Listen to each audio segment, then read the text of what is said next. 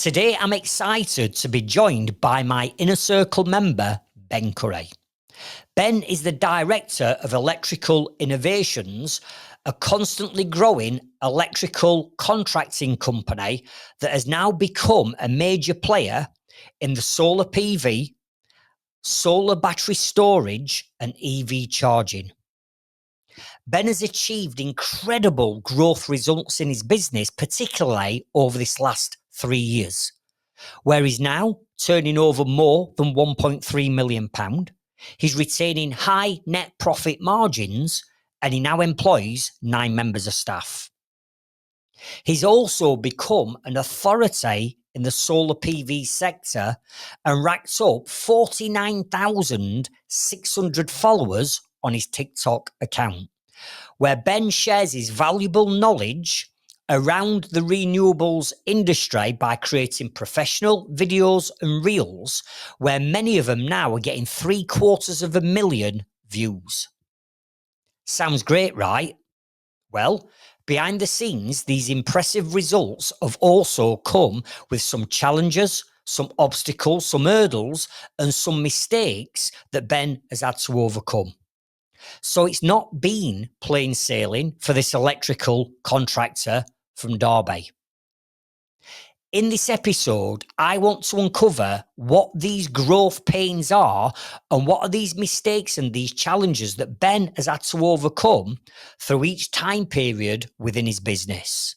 And if we can uncover this information from Ben and Ben shares this with you, then you don't have to make those same classic mistakes that Ben's made.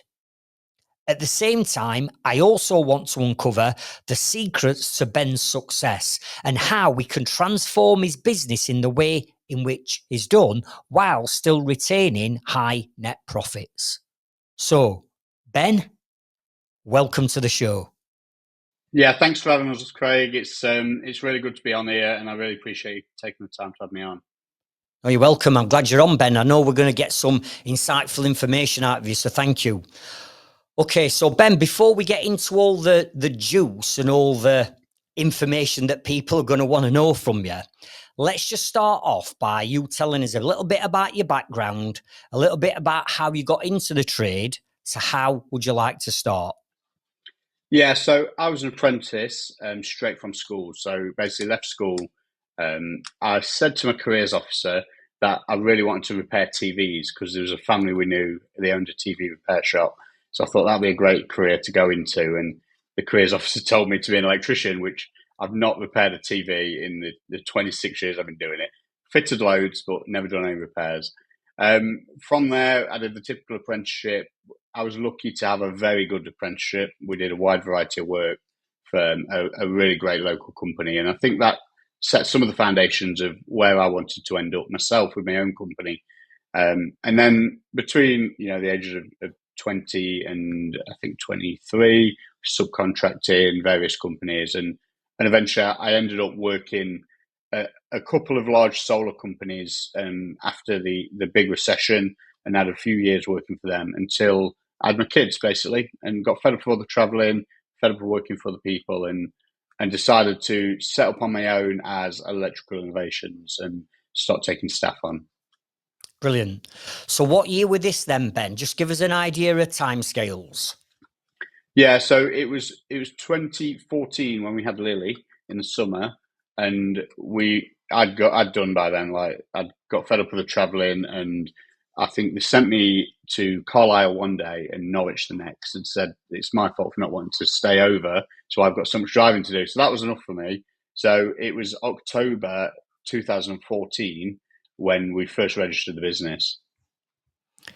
Okay, so I think the best thing to do here is if we were to timeline this out from, let's say, 2014 upwards, because I know that you've gone through this growth. And as we go through each growth period, obviously we encounter more different challenges, different obstacles, but we also encounter wins, which moves us to that next level.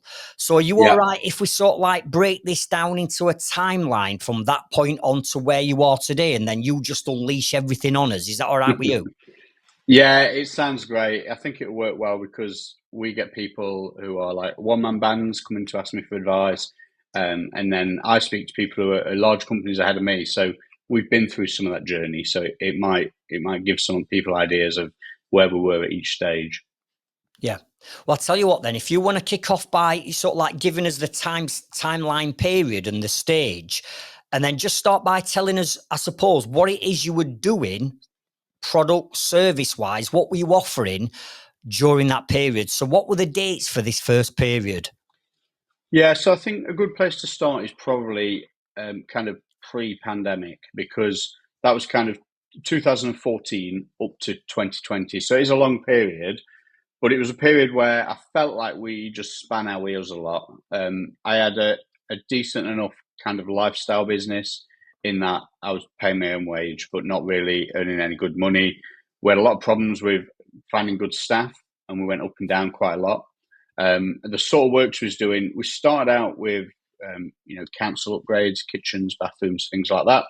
And then we went into more domestic once we'd had enough of the council work, and we were just working locally. And I think that period was where I started to establish some of the values and some of the things that I want to be known for as a business, and the type of work we want to be doing as well. So I always say outside sockets for old dears. You get Mr. and Mrs. Smith, they ring up, they want an outside socket. You go around, you charge them 100 quid, you're there at 40 minutes and you've had a cup of tea. And it's great work, it's all local, but it's difficult to find a lot of that type of work, and finding the right guys that when they go around for that cup of tea, they don't leave and upset the customer. So we had a few challenges during that period. And how many staff did you have at that point then?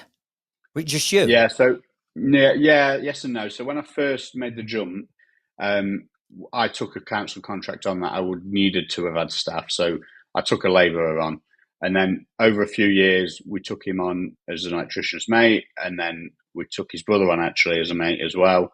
And during that time, we took subcontractors on, we had agency staff, and I couldn't really find a good team that would really work and had any kind of quality and continuity unless I'm like stood next to them watching them. Some of the guys that came in were great, and some of them were bad, and we had a right mixture of all sorts, and it was so difficult to find any consistency.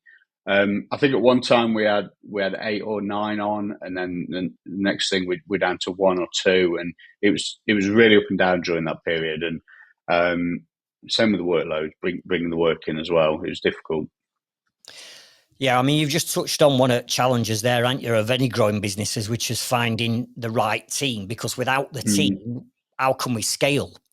So you're having a few challenges around team. I presume, bringing the work in and that level of work for Mrs. Jones down road, you've already said that that's a challenge, constantly bringing it in.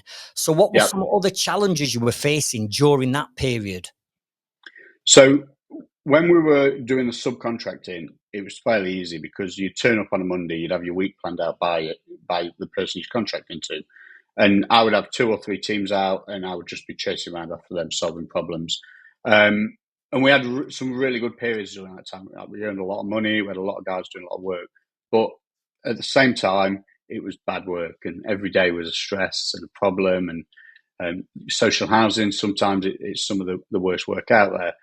So when we stopped that, it was a different type of problem of now learning how to attract the domestic customer, figuring out how to bring that in consistently, and managing being out on the tools doing the work, checking on the guys who are doing the work and make sure it's going all right, getting their materials set up and getting them out to jobs, as well as quoting as well, and doing all, going out to quotes on the way in from work, doing the quotes in the evening, all the rest, or having a few days off doing the work to do the quotes. And then you've got a massive backlog of people chasing you for jobs to be done. And so, we had all of that, and it was all on me. There was only me in the business doing the organising. And then we had the guys alongside me doing the working. I mean, you've just touched on one of the things there, doing everything in your business during this stage, aren't you? Where you've got a growing business, yeah, but it's consuming your life, doing quotes at evenings and weekends. Would you say at this point you felt as though you were becoming a busy fool, or were you still in control of your business? Sometimes I think I'm still a busy fool, but yeah, I think at the time you don't realise. I was starting to get into the self-development books and podcasts and things like that. I've always been really into that, so I knew there was always there's a book out there called Built to Sell, and it's about design agency, nothing to do with trades. But I felt like if you can build a company where you could sell it, that means you could also build a company where you could run it forever for yourself, and it would just run. It would just run and run, and that was always the goal, to have something running that I can own and look after, and it was mine, and it would always pay me. And but back then, we was definitely not in that sort of situation. But I always thought there was a light at the end of the tunnel, and every time we had a problem and we fixed it, I tried too much, tried a bit not to make the same mistake too often. But some of my friends who were very good at hiring in their businesses always used to rib me on, Ben's hiring again. So, as well as having these challenges then in this period, obviously there's got to be certain things that worked, because you Yep. grew into, let's call it, another period. So, Yep. as much as it were challenging and as much as you were doing everything in your business, what were some of the wins that you were having that made you realize, actually, I could take this to a whole new level? Yeah, that's right. So we had one. So we bought a house in 2017, and the year before that, I think I saved a 40 grand deposit in that 1 year, as well as all our normal lifestyle, and that was just from the contracts we were running and the work we was doing. So when we got the guys out doing the work and it was all running smoothly, the money was there to be made, and it was coming in really quick, and it was great. But then when the council say, "Oh, we're not doing this stream now for 3 months," that's it. Your work's all gone. Got no work for 3 months. So, the positives were that sometimes we were doing really well with cash. And I'd say another positive of the ups and downs of that is I learned my lesson with that very quickly, of we need to be in control of our own pipeline. We need to be in control of our own marketing. Can't have someone just turning things off like that. And it's one of the reasons we don't do much commercial work now, because we learn how to manage that ourselves and bring the work in ourselves.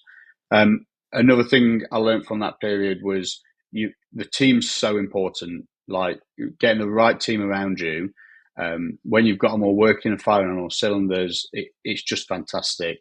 And when there's problems, it is the worst thing ever, and it really brings you down. It brings your home life down. It brings the other people at work down with you, and it is literally the worst thing ever. So I'm not saying I'll solve that, because I don't think anyone ever will solve that entirely. But that was a major thing that we learned and got a lot better at.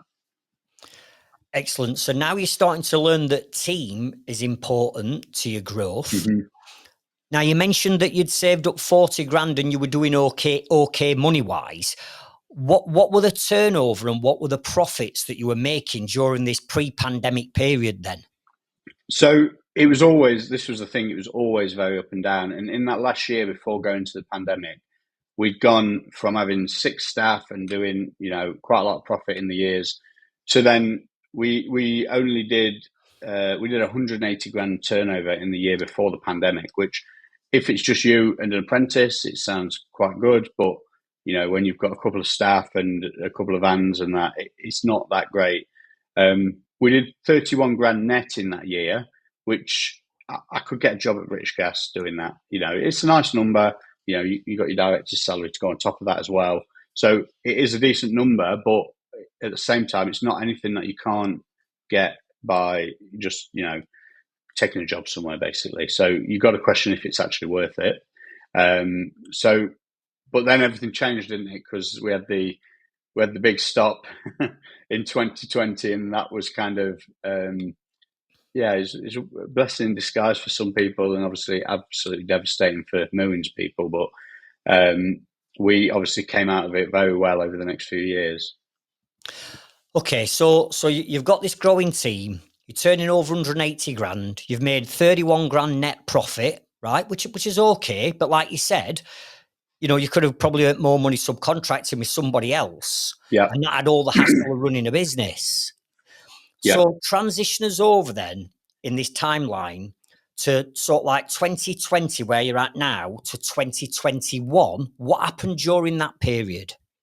Yeah. So one of the big things that happened before the pandemic was I'd started to find the right team. And I'd got a guy who I'd worked with previously who'd come on board, and he was like my second in command. He was my, my main man. So what that meant was when we went into the pandemic and we had to furlough people, we had one apprentice and we had Colin. They both went on furlough, and I spent the time at home deciding, what do I want from a business? What's the plan going forward, and how do we approach that? So we knew that the things that we're very good at are the local good quality work for good people, and we can easily bring that work in because we'd figured out what those sort of people like, because we were those sort of people. So we'd figured out what they like and how to bring that in. So the plan was to not fall into the same trap as I'd done before of doing all the doing and chasing all everything around at evenings. So we set off with that in mind, of kind of taking some of them learnings and applying it to the new stuff, and then also focusing on some of the services. So whereas previously before we did a bit of this, a bit of that, whatever came our way, council work and everything, we kind of focused on the domestic market, focused on the things that we're really good at, staying local, no traveling, no working away.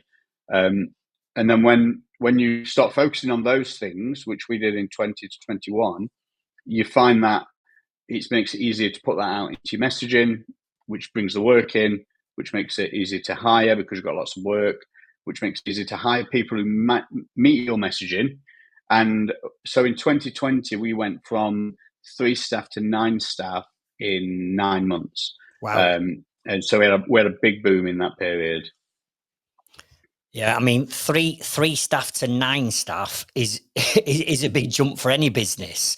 Yeah, of course. But I'm sure doing that jump, that must have uncovered, and you must have had other challenges. That must have thrown up a whole new lot of problems for you, bringing that amount of team in. So talk to us about some of the challenges then that you had in that period. Yeah, so I had to learn to be a different role. That was a challenge. So rather than me just, the phone goes and there's a problem, I can race out and fix it. It came more of putting staff members into positions. So if there's a problem on site, Colin be able to go and handle it. We took on office member, so I'm not answering the phone all the time, and I had to learn how to get that set up. Because although we were quite lucky in that we handed the phone to someone and said, answer this if it rings, we then had to figure out how to make that repeatable and easy to pass on to the rest of the team. So moving to things like ServiceMate as a job management software, getting all that onboarded, that was really difficult at the time. But now we're like, we wouldn't be without it. But at the time, like multi-engineer diary, just figuring out like how many holidays everyone's taking each year. Like when there's 2 of you, it doesn't really matter. But when there's 9 of you, you really need to know. It gets to Christmas and everyone's got holidays left and who's got what. Putting these systems in place for things like that.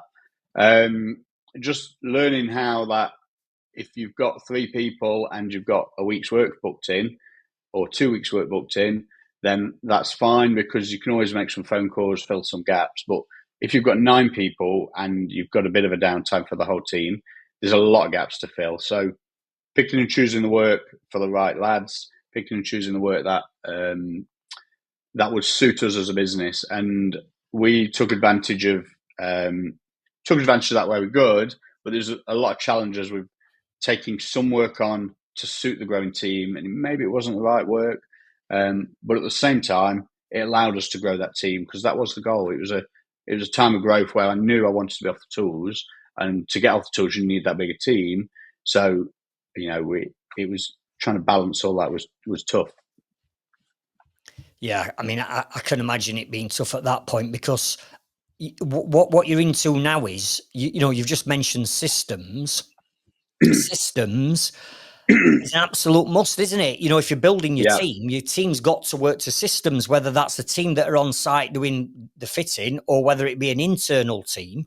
So you've touched on systems, but you also mentioned that sometimes you're almost forced into taking work on for the sake of it because you've got this team and you need to keep them busy. Yeah. So what was your transition over to, let's say, ServiceMate and looking at systems, and what started to change in your marketing? Because to keep nine members of staff going full pelt, You need some leads coming in for that, don't you? And if you're having to go out looking at every one of them jobs to keep 9 people going and price every one of them jobs and order materials for everyone at jobs and answer phone for everyone, that's where you need your systems. So just talk to us about a bit more about the benefits then. We know the challenges you had, but what were the sort of like positives that you put in place that got you prepared and ready for the next move? Yeah, sure. So there was kind of two sides of the work we was doing at this time. It was still all residential. We did very little commercial. We did take on a commercial contract with some schools, and it lasted a year. It just didn't suit us at all. There was no major falling out or anything like that, but at the end of the first year, it was clear. It was like, we don't want to do this for a second year. The school probably wants someone who can do a bit more than what we can give. They're having us in for maintenance, and they're having other people in for like the big projects that we couldn't handle. So we really focused on domestic, but letting agent work at the time was very good for us. So we were starting to approach letting agents, so we'd have a system for that. And I'll come back to how we did that in a sec. But we also knew that Facebook was just insane for bringing work in. It was so good.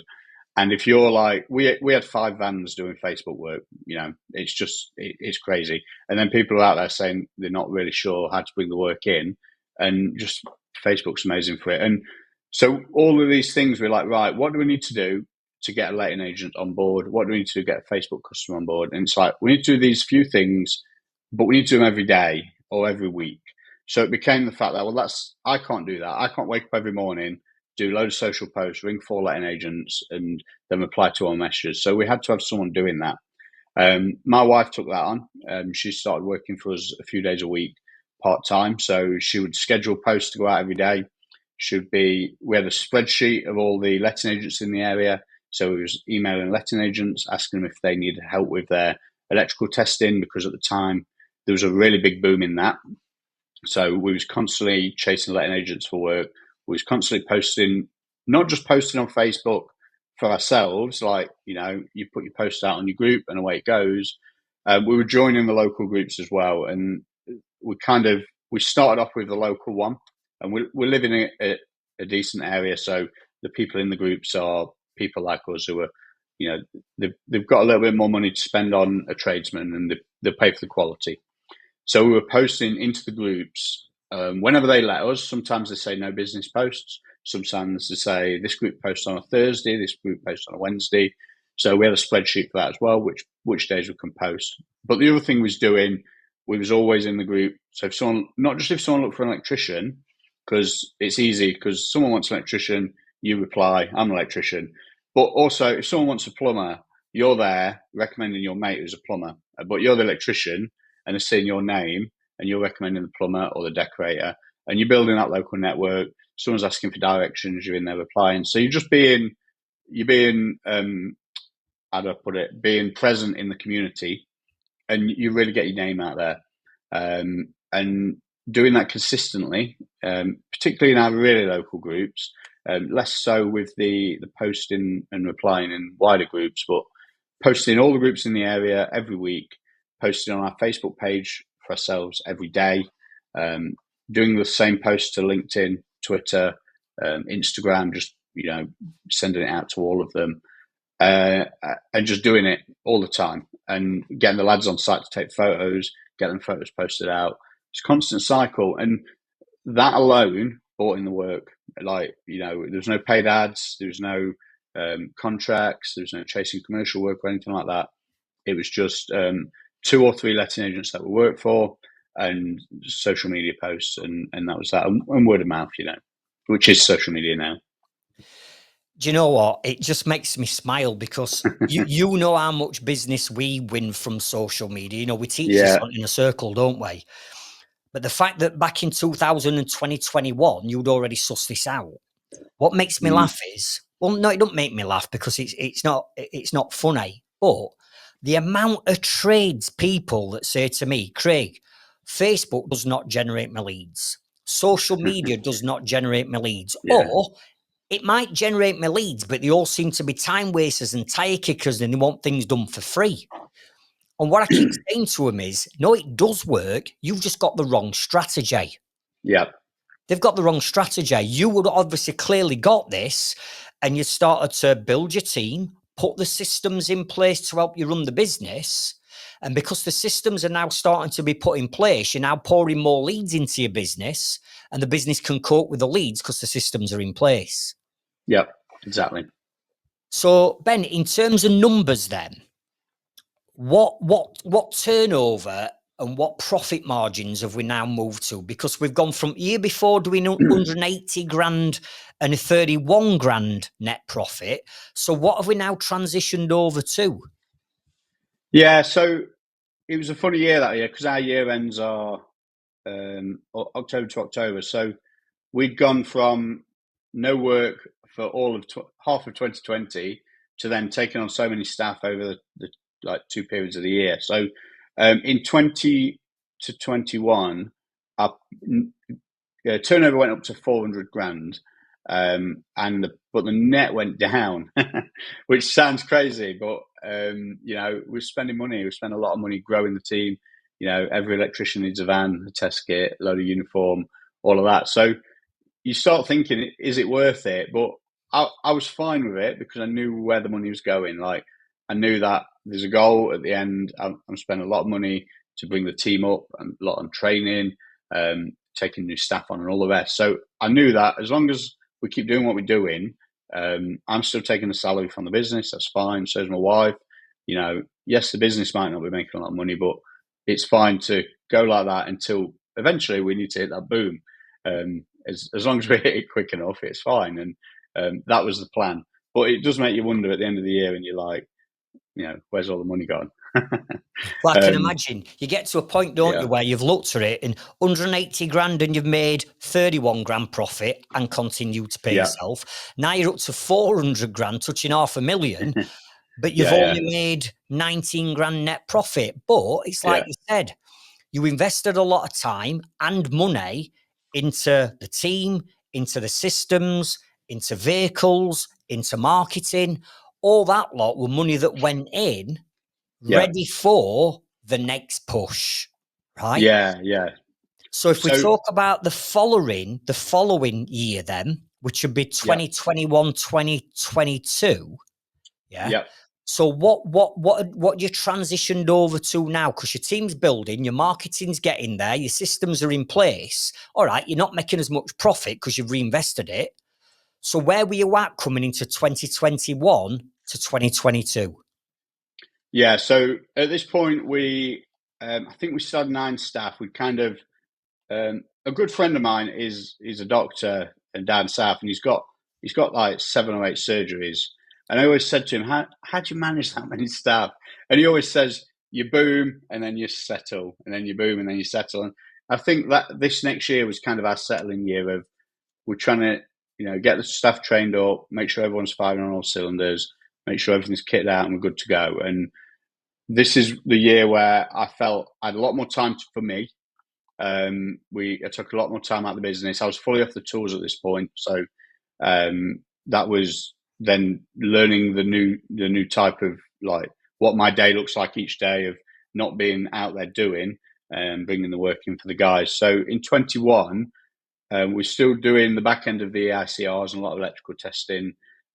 We were doing EV charging. We got into that. So again, one of the things we've always done over the years is when we see the opportunity for a new service, have a dabble in it, see if we like it. If we do, we'll then get some training on it, pick a manufacturer to run with, and then just add it as a service. So we did the same with CCTV. My mum got burgled when she was on a cruise, and the next year we want to go on a cruise again. She wanted cameras and alarms, and I hated doing that. So we fitted it. It was an absolute nightmare. And the guy who sold it to us said, "Why don't you just come in for some proper training on it? I'll get you set up, and it'll be easy once you know what you're doing. It'll be really easy." So we did the same sort of thing. Went and had some training. We got the CCTV up and running. We started offering that as a service. We did the same with EVs. We picked a manufacturer. We went with the Mind Giuseppe. Again, started fitting loads of them. I think it was a grant scheme still at that time. So we had one guy doing cameras, one guy doing grants, another guy doing EICRs. And it felt like the business was starting to come into sections like we've got this module, we've got this module, we've got this module. as long as everything just runs as it should, the work comes in, the work gets done, gets invoiced, and brilliant. And that's the time where we really focused on getting service mate tight as well. Of all the staff knowing how to do it day to day, all our forms, all our systems in there. Taking extra office staff on to help run things as well. So that year it felt like we did a lot of good work that year, but we didn't grow that year. We didn't. I think we had a changeover in staff. We might have had one guy in, one guy out, but that was certainly a year of consolidating our services and getting more training and keyed up on what we're doing and kind of focusing on where we want to take things. Yeah. So now I suppose this is the first introduction into different products and services like EV charging points, CCTV. So your business is now starting to morph. It's starting to change direction. You've still maintained your team. So what were some of the growing pains and problems during this period then? Yeah, I don't know, to be honest. It felt like everything was going really well, but then and the turnover was really high, but the profit was low. Like we spent a lot of money on like everything, a lot of money going out the door all the time, and this will lead us on to why we joined the inner circle. But it was kind of just like a lot going on all the time. It felt like we was doing really well. We had a really good brand forming. People were knowing us locally. The team was great. We had the whole thing with like the red jackets, and everyone recognised us from the photos and things like that. People were calling us the red coats in the wholesalers. I was hearing about that, and it's great because people are talking about the brand. And some of my mates were calling me Benny Spielberg because I'm doing all the videos. And but like it just wasn't. It wasn't where, when you think, oh, I'm going to have all these lads working for me, I'm going to have all these vans and we're making all this money. It's like, it just wasn't. It was again, I was making decent enough money, but I could have just had a job. It wasn't like I needed to be in that position. But one thing we did do during that time is make a very good team. And it's still the core of that team we've got even now, a few years down the line. And I think that probably that year of training, overcoming internal problems and getting tight with our systems and our training and figuring out how to bring the work in. Although on paper it looked like a bad year, I think without that year, we probably wouldn't have had what came next. Yeah. Okay. Well, talk to us about these numbers then, because you're saying like, on paper it were a good year, but and I know you're constantly investing, but this is sort of like the period that we're leading up to you joining my inner circle. So what were the numbers like? What were you turning over, and what were your profits? Yeah, so we did nearly 800k that year. So we did 780,000 in turnover. We're a gross of 195. So a lot of money spent, and only 14k net after tax. So it's really low. But then again, I'm taking the salary out of the business, which is all right. The business hasn't made much profit, which wasn't great. But we bought new vans. I think we bought 3 new vans that year. So that's where a lot of the profits go. I mean, some of it you think, oh, I'm spending my profits on my vans to avoid the tax bill, but then also it'd be nice to pay some tax because then we make a profit. So you've got to decide what's best, haven't you? You have, and I'm just looking at these numbers myself, what I've written down. If we go back, right now, where you're at now, turning over almost 800 grand, you were actually earning more net profit way back before COVID, when there were just an handful of you, because you were turning over 180 grand, making 31 grand net. The following year, you were 400 grand, but you were only making 19 grand net, but that's because you'd reinvested it. And then you were gearing yourself up for that growth spurt, which came because within your sales, you can see that you're 780 grand turnover. So your sales and your team's working, but the profit were only 14 grand. So you're turning over almost 800 grand and making 14, but you knew that you got a good team. You knew that you got the systems. You knew that the marketing were working. And I think it's about this point at the beginning of sort of like 2022 when you contacted me and we had that conversation, didn't we, about you joining in a circle.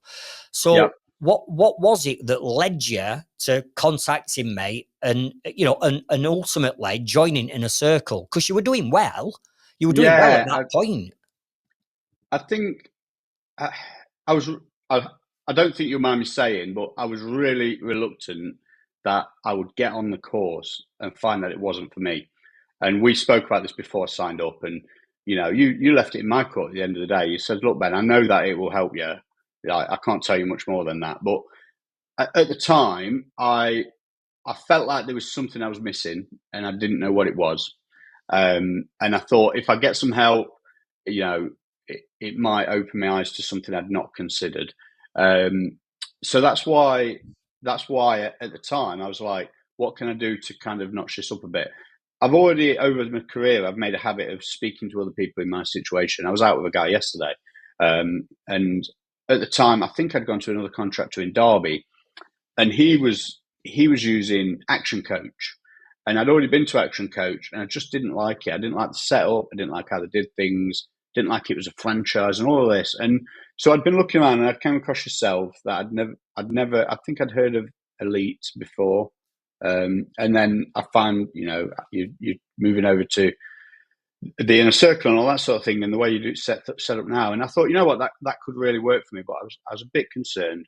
And in the end, I just took the jump, and it's just there wasn't no magic bullet.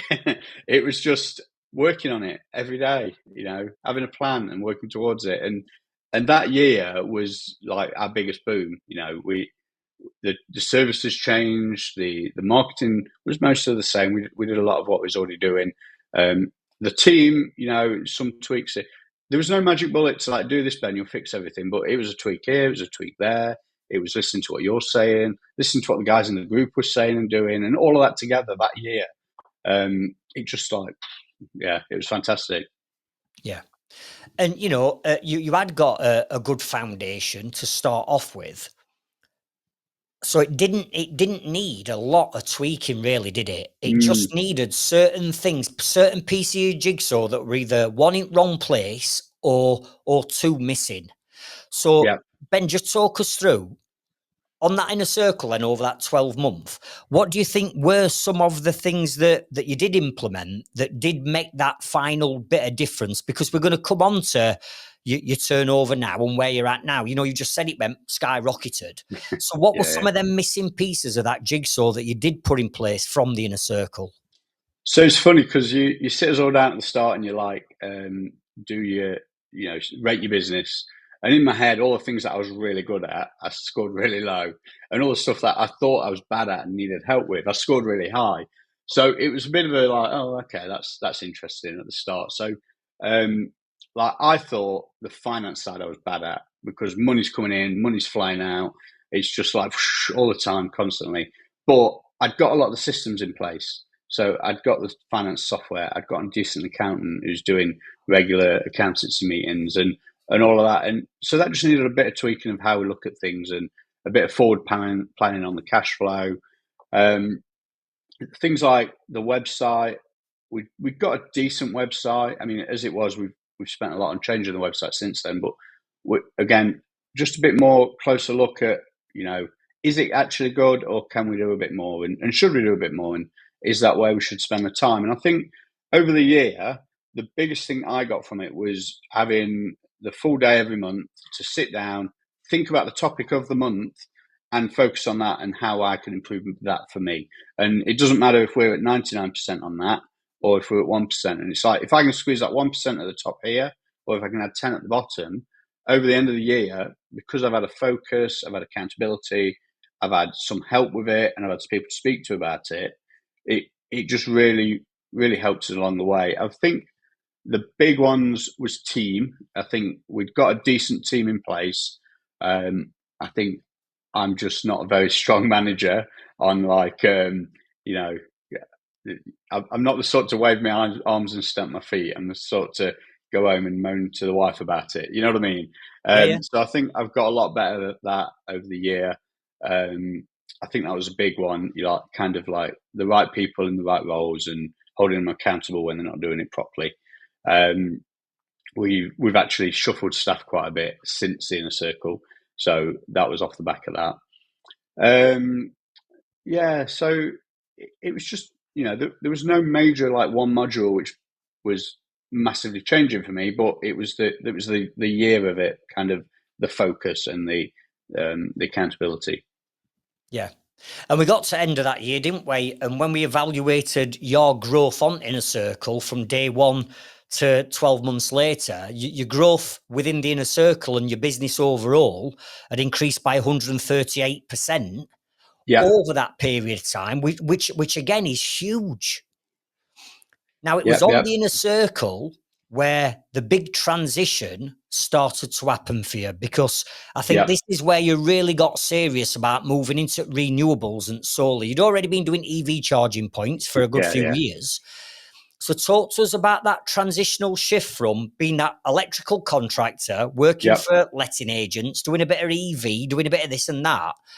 What were the catalysts to make you change and go sort of like almost full pelt at that time with the renewable side? Yeah, so we've always, so myself and Colin, who's my operations manager now, we both worked for solar companies in like 2012 to 15, and I'd eventually dragged him away from there to work for me. So customers who'd been using us for a long time and then wanted solar were coming to us to ask if we did it. And we could install, we could fault find, we could commission and everything. And we still did quite a lot of repairs and maintenance, but we couldn't install because we didn't have the magic badge of the MCS. So I would just pass them to another local guy, and I was getting phone calls back saying they've rang him, we can't get hold of him, and he's not followed up. He's been out for a quote, and I've not even had a quote back. And I'm like, this is ridiculous. Like when it starts being one every 6 months, it's not too bad, and then one every quarter, one a month. As soon as you're starting to get one a week, it's like we need to be doing solar. So that was at the back end of 2021. So by the time we started talking about the Inner Circle, your first session was like, I need you here every week. It's the most important date in your diary. I missed the first accountability session. I remember that. I remember. I had to ring you up, Craig. I'm really sorry. Says, but I've got a last minute booking on my MCS course. It's like if I can get this, we can start installing solar, and it's red hot. And you were like, go get it. So we did that. So I did the first full day of training, and then I missed the accountability because I was on my accreditation training, and then we got MCS, and we just went after it. Like, we'd got my team in place already. I've got manager on the electrical side running the electricians. I'd got office manager running the office team, which let me just go train myself. I go learn all about solar. I could then start installing it. I could do the Inner Circle stuff, and it let me really go after it. And we just took the most of it. We did MCS in like a matter of 6 weeks. We got really lucky with having an opportunity on a cancellation, so we got that sorted. Some people are taking a year to do that at the moment. We got all our like the back end systems and management for MCS. That most people pay a consultancy to do that, 500 quid a month. We just smashed that out and did that ourselves, all in house. We got all that up and running. We went on like every manufacturer's training course out there, and picked a couple of really good products that we liked to go and run with. And we literally just went after it, and it just made such a massive change to the business because we had a real good focus on like, this is what we want to do.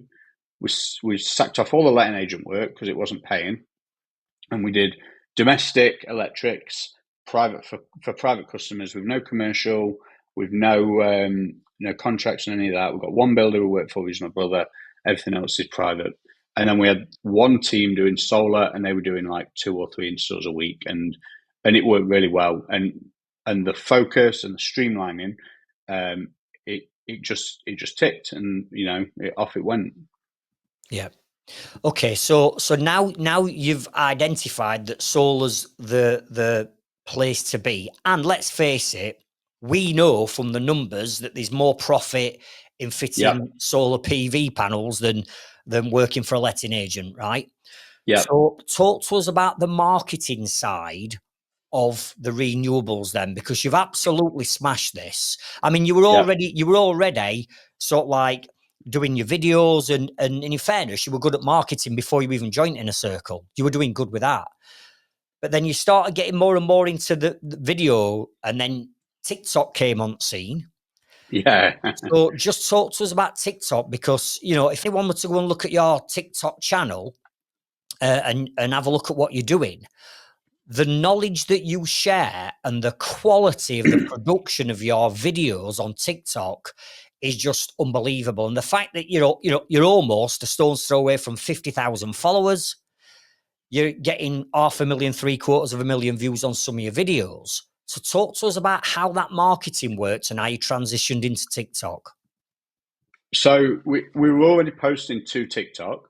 We had the whole, juggling with batteries and tagging DeWalt in, and doing videos of any random stuff from site, and it just like got 5 views, and 3 of them was me mum, me dad, and me wife, and it was just.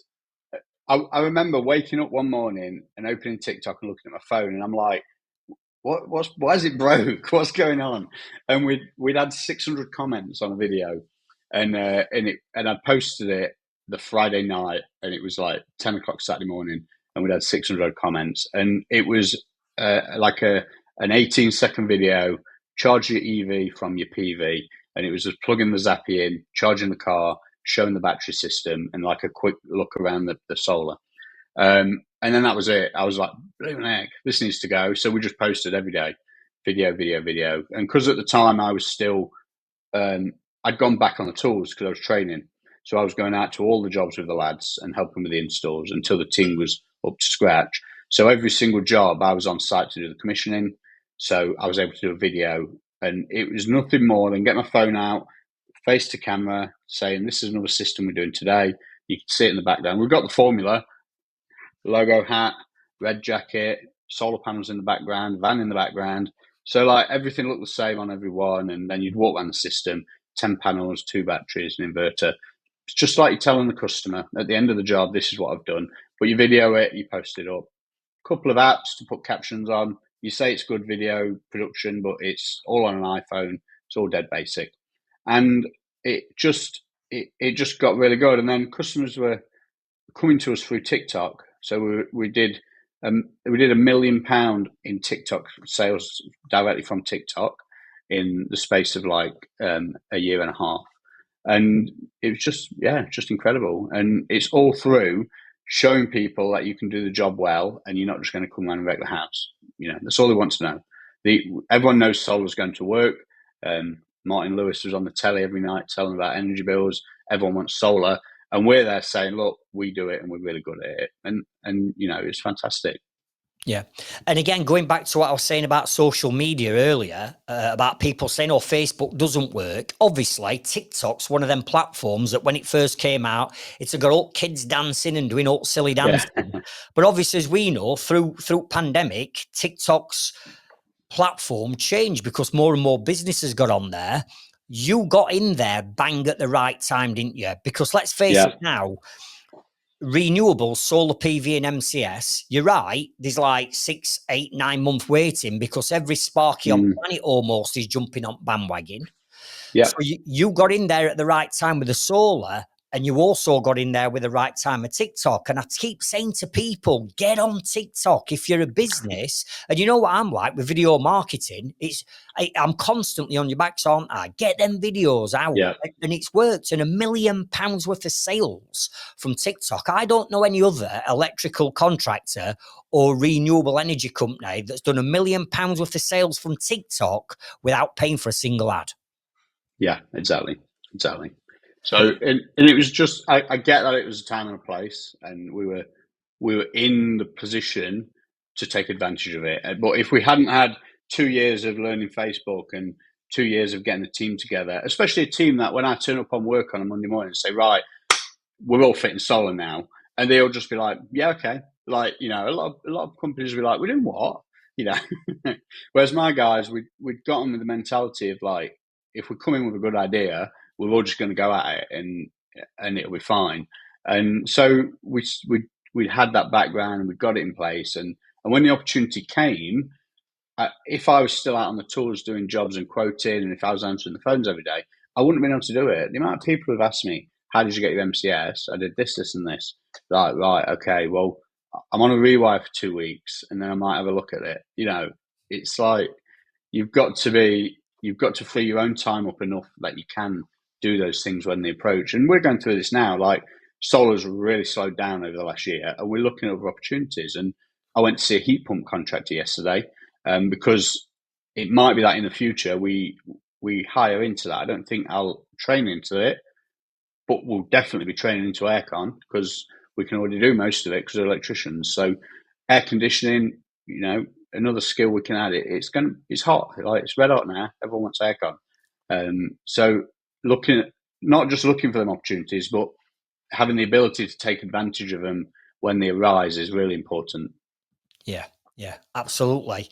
Now, this is exciting for me because up to now, you're 3 years in from where we started on the timeline, and each year your turnover has dramatically increased, but your net profit margins haven't because you're constantly reinvesting back into your business. Yeah. And at some point, we've got to see a return on that investment of time and money, because this is not like 6 months. We're now like 2 or 3 years into it. So Ben, exactly. share with us now then, if you're happy to do this, just share with us now then, up to 2023, as you finish back end Inner Circle, right? So Inner Circle has come to a draw to a close. You've now got into renewables. You've now smashed your marketing. Talk to us now about the turnover where you're at now and the profit margins you're at now, because now is where you're seeing the return for your time and your money. Yeah. So the previous year we'd done 780 grand, but we'd gone down to 14k because obviously we'd done the MCS, we'd got the training, we built the team. So the following year we did 1.34 million in the year turnover, and we did 253,000 net profit after tax. So those years of not quite making it, we finally hit that big boom, and it's what we've been working towards. Yeah, I mean, massive congratulations, Ben. 1.3 million, £250,000 net profit after tax. That's the numbers where we need to be. These are sort of like now starting to become life-changing numbers, aren't they? Oh yeah, definitely. Yeah. So Ben, in terms of so massive well done for that. Seriously, you thoroughly deserve everything that you're achieving. So with that in mind, then Ben, what's next? Because knowing you're not going to stop, are you? It's going to keep going. You're going to keep investing. So where are you? What's next? So my mindset on it's changed a little. So I don't want to keep growing the team anymore. I think I'd like to streamline the team and have a more productive, profitable, smaller team, or not necessarily smaller, similar team to what we've got now, but that does the tasks that we do. So the products we offer do them very well and as efficiently as possible, which means that we might have a couple of guys doing CCTV and alarms, a couple of local small works electricians, and then a solar team doing the solar. So streamline that. I'm not interested in having. I thought I was interested at one time in having 15 or 20 vans, but not so much interested in that anymore. So where the level we're at now, I'm quite happy with the size of the team. Concentrating on streamlining systems, bringing in new services as they arise. As I say, like air conditioning, I really like the idea of that. I think that's got a big boom in the future as more and more people realise, it's red hot every summer. You can run it off electric. Your solar panels can run it, and all of that. So that's good. And then in terms of personally, I've had a few opportunities recently where we can do TikToks and get paid. Basically, it's great fun. Talk to a camera for a brand that we already use or like or already work with, and we get paid for just talking about what we do every day, and it's great. And so there's an avenue down there that I'd like to explore, and I'm really interested in. You see the Andy Cams and the Alan Harts and how well they seem to be doing, and that looks really fun. Now, I'm not saying I'd like to do what they do and close the doors and go and do that full time, but I'd quite like to have a business that runs along on its own, pays me, and then lets me use my time to go and explore other things, such as bringing in new products and services, doing the networking and videos and things like that. Yeah. And you know what? This comes back to my saying that I teach you all on Inner Circle. What is the quickest, easiest, risk-free way of making money? Yeah. Because there's a lot of us, or a lot of trades and construction business owners, and me included back in the day, so I'm not excluding myself from this, we're making hard work of it, right? Yeah. We're making really hard work of it, Yeah. where there's quicker, easier, risk-free ways of making money. So you mentioned Andy Cam, as you know, he's a mate of mine. I've coached Andy. I sort of like helped him get onto social media. He's become an influencer in the plumbing world. He earns an incredible amount of money now from shooting videos and being a brand ambassador for people. So with that, Ben, you know, I look at that and I think, with the investment that you've made over time in building your brand and building your personal branding, how good you are on marketing, how good you are on TikTok and reels and videos, I can actually see you doing that, being a big brand ambassador for certain brands that you support and fit, which is amazing. Absolutely amazing. So Ben, I'm just going to come back to one last question then. Yep. And that question is, what advice would you give to not just electricians? Because as you know, scaling a business like you've done, it doesn't matter whether you're a joiner like me, an electrician, an heating engineer, roofer, scaffold, it doesn't matter. Principles of business are the same. So if you could give somebody watching this some advice that maybe in one of those growth timelines where you've been, and they're considering packing in, or it's too much like hard work, or I'm working all these hours, I've got big turnover, but the profits aren't there, what advice would you give to them? It's a difficult one because a lot of people say that, like, what advice can you give for this? But everyone's they are in a different phase, aren't they? Like, if they're struggling with marketing and they do domestic work, Facebook, video, putting yourself out there, building a personal brand is really important because um, getting your name out there, whether it's other suppliers hear about you, other trades hear about you, customers hear about you, and all of that, that's really important for bringing the work in. But some people don't want more work and they've got enough work. So I think for me, it was always figuring out what I wanted to do with the business and like making a plan to go after that, which I've always struggled with. And I always had an idea in my head that, oh, maybe I'll have a few vans and be off the tools one day. But that downtime during 2020, where I really had a chance to think about things and kind of look at what I actually wanted and then try and go and achieve it, that was super important to me. So work out where you'd like to get to, and you might not know where you want to go, and you might not know how to get there, but having at least a little tiny bit of an idea and doing something every day to work towards it, that consistency is really important. Like for us, it was bringing in local work, so every day we're posting on Facebook, and eventually we didn't struggle for work, and just doing that every day, you'll get there. But you can't just pick it up once every 3 weeks when it's on fire and hope that you're going to get it sorted. We didn't even talk about how we solved hiring, and it was the same thing.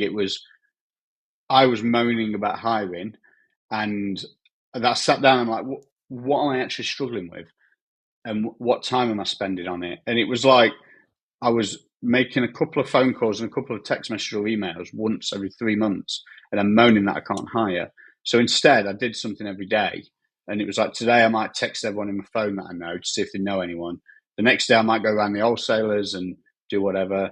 We were writing articles for Professional Electrician magazine. We were putting like my life story posts into the Facebook group chats.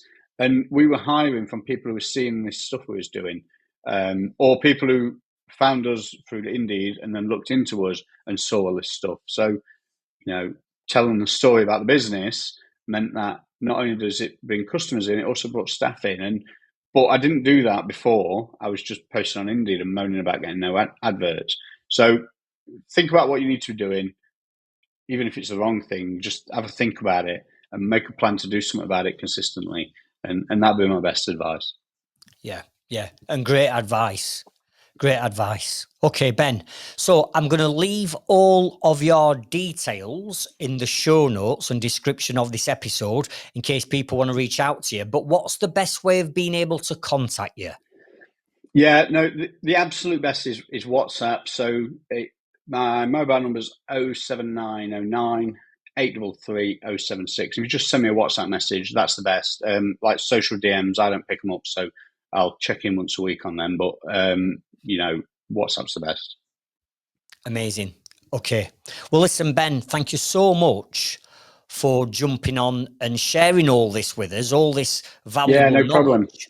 Really do appreciate, and your honesty and transparency about, where you've been and where you're at now and your numbers in your business. There's not many people that would do that. Yeah. So, well, thanks for having us on. I really appreciate it. You're welcome. Thank you, Ben. Well, what a great example of a business in transition, in growth, where we're going from one period to another period, from one timeline to another, each one bringing its own challenges and obstacles, but also each one bringing its own growth. And I take my hat off to Ben, because over this last 3 to 4 years, I know how much time, effort, and money he's sunk into his business. And clearly now, by putting the right systems in place, getting the right marketing strategy, and as important for Ben, employing the right team members, combined with Ben joining my inner circle and getting that extra knowledge that he were lacking to get his business to the level it's at now, well, I take my hat off to him. Now, if you're a trades or construction business owner and you've got a turnover between £200,000 and £3 million, and you want to grow and scale your trades construction business, I would ask you to consider joining my Inner Circle marketing and business coaching program. To find out more, click the link in the description and the show notes of this episode. Head over to a page where I give you a lot more information about the benefits. And if you feel as though we can help you to grow and scale your business, then apply to join my Inner Circle. And remember, the results that you're looking for is in the work that you're avoiding. Thank you for tuning into this episode, and I'll see you on next week's.